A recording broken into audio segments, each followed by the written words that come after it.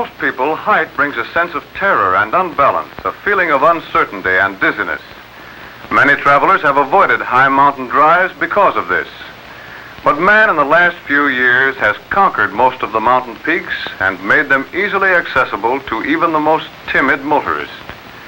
Modes and means of transportation have changed greatly too, and coupled with excellent highways such as this, a trip by auto to lofty mountaintops is now nothing more than a pleasant drive in your own automobile. Robert Ripley, in his Believe It or Not columns, has referred to the Cheyenne Mountain Auto Highway as being the crookedest road in all the world. One need not write to the popular Mr. Ripley for proof of this. He need only closely follow our camera trip to the summit of Cheyenne Mountain. Only a comparatively few years ago, roads like this one were undreamed of, and mountain highways, what few there were, could only be traveled by stagecoaches drawn by sturdy, sure-footed horses. Transportation in those days was slow and bumpy at best.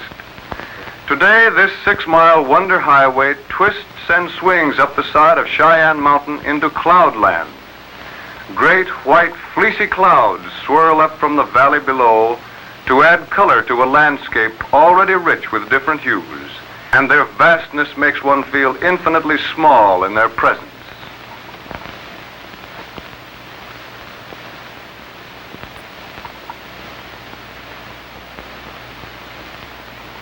Overcoming the most redoubtable obstacles, the road leads to the summit, where one finds a unique lodge, which, like the highway, is a tribute to modern engineering and construction.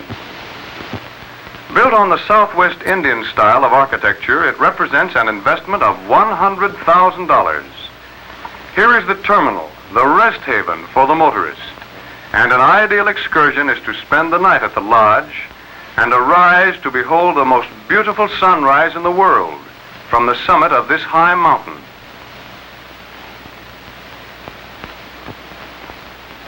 Out on the observation tower, which commands an excellent view of the surrounding grandeur, sights such as this are not uncommon.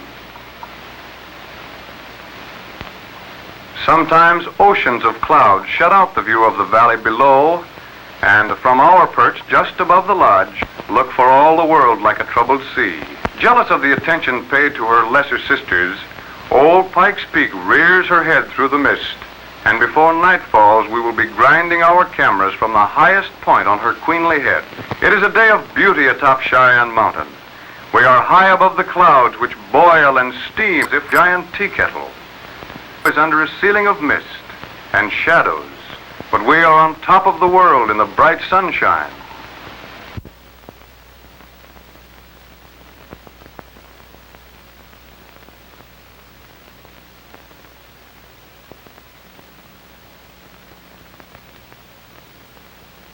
On the way down, we stop to admire one man's tribute to another, the Will Rogers Shrine of the Sun. Although not completed, we show how the shrine will look when finished through the use of a model of the huge structure. Built of granite that has been quarried from the mountain itself, it will stand as a memorial to the late humorist through the centuries to come. From its top, a beacon of light will pierce the darkness of night, and in the daytime it will stand in splendor for all to see. May the memory of the great comedian exist in the hearts of man as long as the stalwart granite perpetuates his name.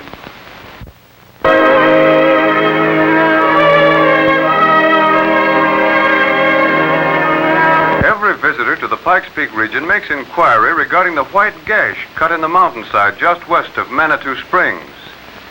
Put on your hiking togs and a warm jacket, and we'll ride to one of the highest points in the Rockies via the Mount Manitou Scenic Incline route, the route that is responsible for the scar on the face of the mountain.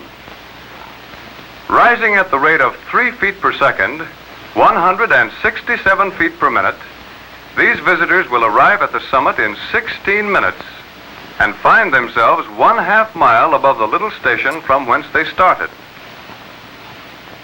Here is a curious means of transportation, a cable road.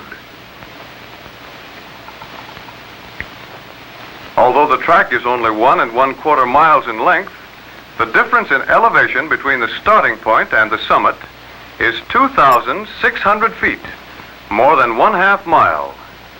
There is no chance of the car breaking away and taking its passengers for a roller coaster ride deluxe.